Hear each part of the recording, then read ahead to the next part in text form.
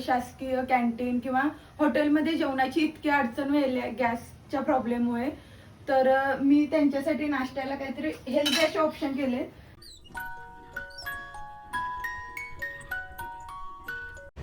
Hello, नमस्कार मंडळी, तुम्ही सगळे मजेत आहात ना? नवीन दिवसाची नवी सुरुवात. मी नमिता तुमचे एका नवीन व्हिडिओमध्ये अगदी मनापासून स्वागत करणार आहे. आणि नेहमीप्रमाणेच हा व्हिडिओ माझ्यासाठी खूप स्पेशल असणार आहे. म्हणजे माझ्या हक्काची माणसं भेटणार आहेत याचा मला खूप आनंद आहे. आणि माझ्या हक्काची माणसं भेटणार आहे याचं कारण म्हणजे आज मी गावी जाते. आणि गावी जाण्याचं कारण म्हणजे येत्या शुक्रवारी 13 मार्चला माझ्या माहेरची म्हणजे हळदीची ग्रामदैवत यात्रा आहे. आणि दरवर्षी मी जात असते, तर यावर्षी सुद्धा मी विरूला घेऊन एकटीच जातोय. काल सकाळी 11 वाजता ट्रेनचं तात्काळ तिकीट काढलं होतं, परंतु आज दुपारी 4 वाजेपर्यंत कन्फर्मचा मेसेज नाही आला. तर थोडंसं मनात भीती होती, परंतु एक देवाला जायची मनापासून इच्छा असल्यामुळं माझ्या मिस्टरांनी म्हणजे त्यांनी आता बाळूमामा ट्रॅव्हलचं तिकीट काढलं आणि ते तिकीट कन्फर्म असल्यामुळे आता मी सगळं साहित्य पटकन भरून मी आणि वीरू आता दोघेच जातोय. मेन म्हणजे इतकी खुश आहे ना मी. आणि त्यासोबतच या 15 दिवसामध्ये इतकं ट्रॅव्हलिंग झाले. पहिल्यांदा दीव दमनची ट्रिप, त्यानंतर आता आम्ही अहिल्यानगरला लग्नाला गेलो होतो आणि ते लग्न एन्जॉय केलं. त्यानंतर त्र्यंबकेश्वर दर्शन सुद्धा अगदी व्यवस्थित झालं, खूप बरं वाटलं. परंतु तिकडून आल्यानंतर त्यांना आणि विरूला खूप त्रास झाला, त्याच्यामुळे 2 दिवस माझे त्यामध्येच कंटिन्युअस गेले. आणि आज सुद्धा ते ऑफिसला गेले होते, परंतु थोडंसं इतका वीकनेस जाणवत होता, त्यामुळे ऑफिसमधून परत आले. यात्रेला जाण्यासाठी एवढी एक्साइटमेंट आहे. त्यासोबत साहित्य सुद्धा जे काही घ्यायचं आहे ते असं मी सगळं व्यवस्थित मांडून ठेवले. अलीकडे ट्रॅव्हलिंग एवढं चाललंय त्यामुळे सगळं काही साहित्य व्यवस्थित भरायची इतकी सवय लागली ना, तर आधी सर्व साहित्य मांडून घेतले. माझे एक्स्ट्राची कपडे, त्यानंतर सॅटर्डेला आमच्या फ्रेंड्सचं गेट टुगेदर असते दरवर्षी, त्याच्यासाठी एक नवीन स्पेशल ड्रेस. यात्रेसाठी जी साडी नेसणार आहे ती सुद्धा व्यवस्थित इस्त्री करून घेतले. विरूची सगळ्यात आवडती जीन्स पॅन्ट, म्हणजे इतका उन्हाळा आहे किंवा गरमी होते तर त्याला बोलते की कॉटनच्या पॅन्ट वापर, तर त्याला जीन्सच आवडतात जास्त म्हणून जीन्स पॅन्ट घेतले. त्यासोबत रेग्युलर पॅन्ट, त्याची इनरवेअर टी शर्ट, त्यासोबत शर्ट आणि मेन म्हणजे मेकअपचं एकदम बेसिक साहित्य घेतलं. त्यासोबतच शॅम्पू, फेस वॉश, मॉइश्चरायझर, दोघांचे ब्रश असं पाऊचमध्ये व्यवस्थित पॅक करून घेतले, म्हणजे काही सांडलं तर इतर वस्तू खराब होत नाही.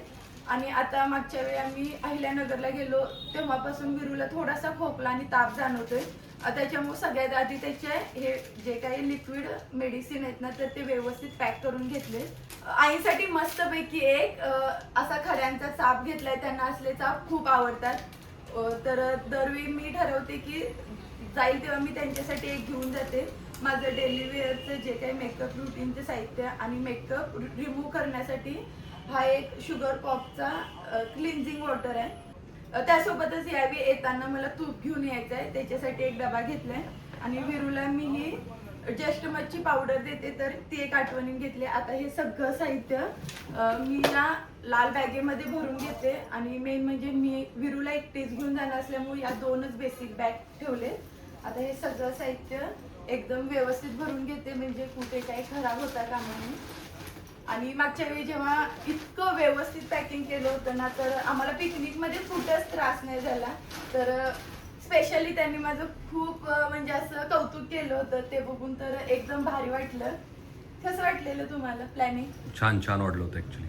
म्हणजे खूपच खुश होते आणि कुठल्याच गोष्टीसाठी आम्हाला अशी जास्त अडचण नाही आली किंवा कोणत्या बॅगेत काय आहे कोणत्या बॅगेत असं सतत बघावं नाही लागलं. व्यवस्थित जर आपण प्लॅनिंग केलं तर कोणत्याच गोष्टीचा त्रास नाही होत. आणि खरंच मुंबईमध्ये इतकी गरमी वाढली ना, आपण इमॅजिन सुद्धा नाही करू शकत. मेन म्हणजे आता थोडासा फॅनचा आवाज येतो म्हणून बंद केलाय, तर विरूला कंटिन्युअस घाम आलाय आणि पूर्ण असं अंग ओलं झाल्यासारखं झालंय. घाम आलाय पूर्ण ओला झालाय. आज रात्री कन्फर्म गावी जायचं असल्यामुळे सकाळी मी सगळं जेवण एक्स्ट्राचं 2 टाईमचं बनवून घेतलं होतं, जेणेकरून मला आता थोडा संध्याकाळी निवांत टाईम भेटेल. आणि आता फक्त मी गरम गरम भाकरी बनवलेत आणि जे काही सकाळचं जेवण आहे ते फक्त आता गरम करून घेते. आणि आता तिघांनाही जेवायचं आहे. आणि आजच्या जेवणामध्ये काय आहे ते दाखवते. आजच्या जेवणामध्ये मस्तपैकी डाळ व शेवग्याच्या भरपूर शेंगा वापरून घट्टशीर असं वरण बनवलंय. त्यासोबतच सगळ्यात आधी घड भाजीसाठी पांढरा वाटाणा बनवलेला आणि नंतर मच्छी खायची त्यांची इच्छा झाल्यामुळं कोळंबीचं कालवण केलं आणि ते पण इतकं टेस्टी झालं होतं सकाळी. आणि त्यासोबत आपला नॉर्मली पांढरा भात आणि ज्वारी व नाचणीची मिक्स अशी मऊसूत भाकरी. तिघांचंही जेवण करून झाल्यानंतर सगळी भांडी पटकन घासून घेतलेत आणि पूर्ण आवरून झाले. आणि अलीकडे जागतिक युद्धामुळं बाहेर खूप ठिकाणी म्हणजे जसं काही शासकीय कॅन्टीन किंवा हॉटेलमध्ये जेवणाची इतकी अडचण व्हायली आहे गॅसच्या प्रॉब्लेममुळे.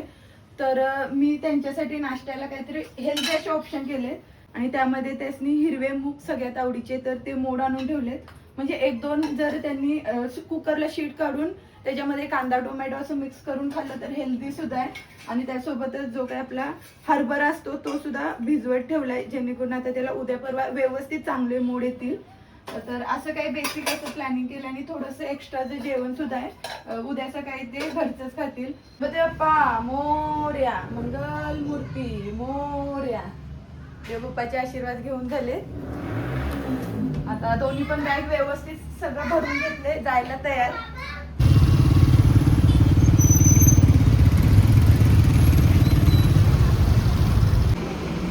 चलो बाय बाय, काळजी घ्या. ओके बाय कर. समोर ट्रॅव्हल्स सुद्धा आले, बाळूमामा ट्रॅव्हल्स. चल बाय.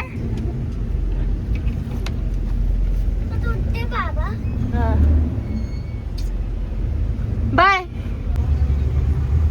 नेहमीप्रमाणेच एवढी स्वच्छ आहे ना आणि खूप छान मेंटेन केले.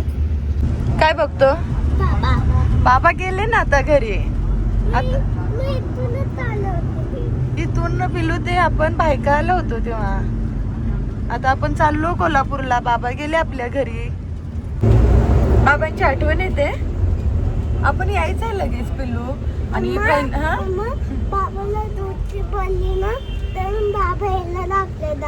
बरोबर बाबांना सुट्टी पडल्यावर. तर फायनली आता प्रवास चालू झालाय आणि विरूला आता थोडंसं खेळवत कंटिन्युअस थोडासा त्याच्यासोबत टाइम स्पेंड करेन. आणि जेवण वगैरे करून आले त्यामुळे काही टेन्शन नाही. आता आपण गेम खेळायचा ना, फिंगर काउंटचा. ओके चलो बाय कर. विरू कुठे चाललाय? काय हर्षू मामाकडे?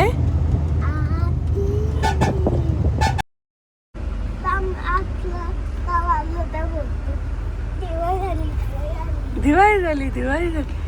आलं का? तुला तर तावडे हॉटेलला पोहोचलोय आपण. फायनली कोल्हापूरमध्ये पोहोचले आणि विरू रात्रभर झोपला होता. त्याचं असं टेन्शन काहीच नाही. परंतु तो एकटा माझ्यासोबत असलेल्या प्रेशरमुळे थोडीशी माझी झोप कंप्लीट नाही झाली. परंतु आता इथून पुढे थोडंसंच अंतर चालत मला CBSला जायचं आहे आणि तिथून गारगोटी ST पकडून गावी जाण्याचा प्लॅन आहे. महाराष्ट्र राज्य मार्ग परिवहन महामंडळ कोल्हापूर विभाग, कोल्हापूर आगारचे हे मध्यवर्ती बस स्थानक कोल्हापूर. आणि मेन म्हणजे इकडून सुरुवात होते. इकडे पहिले 7 प्लॅटफॉर्म आहेत. वेगवेगळ्या प्लॅटफॉर्मवरून वेगवेगळ्या रूटच्या गाड्या जातात. इथे समोर एक 8 प्लॅटफॉर्म आहेत आणि या बाजूला झाडाखाली आमचा गारगोटी आगारचा म्हणजेच गारगोटी आदमापूर ST असते.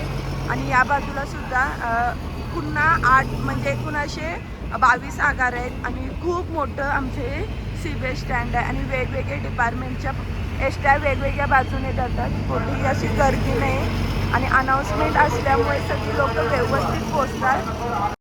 सकाळी 8 वाजता सूर्याची कोवळी किरण, त्यासोबत हळूच येणारी थंडगार वाऱ्याची झुळूक आणि सगळीकडे बघल तिकडे हे असे हिरवळ वातावरण.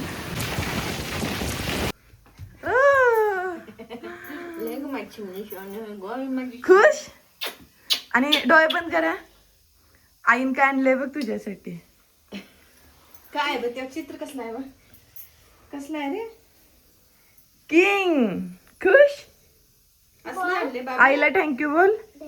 असलं आणले बाबा. आज गावी आले आणि पहिला दिवस आहे तर मस्तपैकी माझ्या आवडीची साडी नेसून घेतली आणि आज पूर्ण दिवस असा लुक असेल माझा. किती खाऊ? किती कोणी दिले?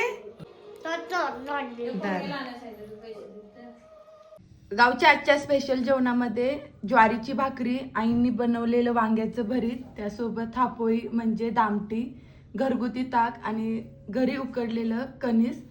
इतकं मस्त वाटत आहे आजचं ताट बघून. आता पटकन जेवून घेते. पूर्णपैकी आवरून घेतलंय आणि उद्या यात्रा असल्यामुळे आज एक दिवस मी आधी जाणार आहे. तर 5 वाजता बरोबर हर्षू येणार आहे असं बोललाय. तर 4:45 वाजलेत आणि सगळी तयारी आधी करून घेतली, कारण तो एवढ्या गडबडीमध्ये सगळं फास्ट करत असतो.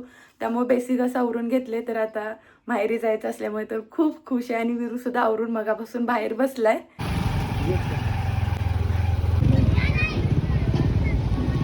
काय आहे?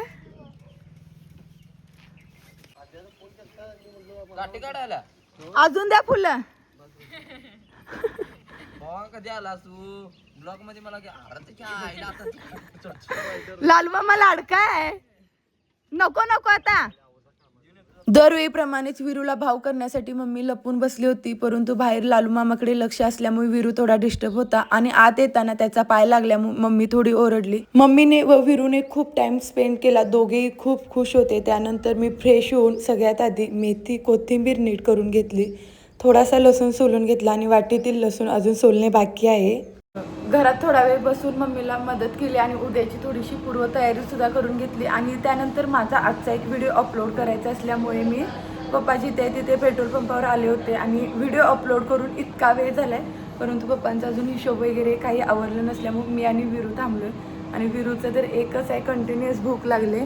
तर अगदी समोरच पप्पांच्या ओळखीचे जे काही लोक आहेत ना, त्यांच्याकडून आता भेल आणि एक पाणीपुरी खाऊन आलो आणि इतकी टेस्टी होती ना. कशी होती पिल्लू? आणि 1-2 पार्सल भेलचे आम्ही घरी सुद्धा घेतल्यात आणि इतकी टेस्ट बेस्ट आहे ना. तर आता थोडंसं भेल आणि पाणीपुरी खाल्ल्यामुळे पोटाला आधार भेटलाय. घरी आल्यानंतर सगळ्यांनी जेवून घेतलं आणि दिवसभर विरू इतका थकला होता त्याच्यामुळे तो झोपला आणि त्याचं बघून मला सुद्धा खूप झोप आली. दुसऱ्या दिवशी शुक्रवारी सकाळी मी डिटॅनचं नो स्ट्रिप्स आणि तसेच एव्हरयूजचं golden glow peel off mask use केला आणि हा 15 मिनिट सुकवण्यासाठी ठेवला होता. आणि 15 मिनिट सुकवताना मी रांगोळी काढत असल्यामुळे यावेळी तो अगदी परफेक्ट सुकला होता. दरवेळी माझं कसं व्हायचं, मला प्रत्येक गोष्टीची इतकी घाई असते ना, मी दरवेळी थोडा थोडा टोकरत असल्यामुळे तो व्यवस्थित असा निघायचा नाही. त्याच्यामुळे त्याचा रिझल्ट मला भेटायचा नाही. परंतु यावेळी रांगोळी काढताना बिझी असल्यामुळे पूर्ण व्यवस्थित सुकला होता. मला काढताना कुठेच असा त्रास नाही झाला. पूर्ण व्यवस्थित काढल्यानंतर सगळ्या शेवटी ही नो स्ट्रिप्स काढण्यासाठी घेतली आणि नो स्ट्रिप्स काढताना व्हाईट हेड्स पूर्ण निघाले होते. सगळ्यात आधी मी चेक केले आणि पूर्ण निघाल्यामुळे मी खूप खुश होते. आणि दरवेळीप्रमाणे जो काही मला रिझल्ट हवा तो अगदी भेटला होता आणि स्किनमध्ये सुद्धा खूप छान फरक पडला होता. हे बघून मला खूप मस्त वाटलंय. व्हिडिओ आवडला असेल तर लाईक करा, शेअर करा आणि चॅनलला नक्की सबस्क्राईब करा. उद्या पुन्हा एकदा भेटू अशाच एका नवीन व्हिडिओमध्ये. तोपर्यंत तुम्ही सर्वांनी काळजी घ्या. बाय.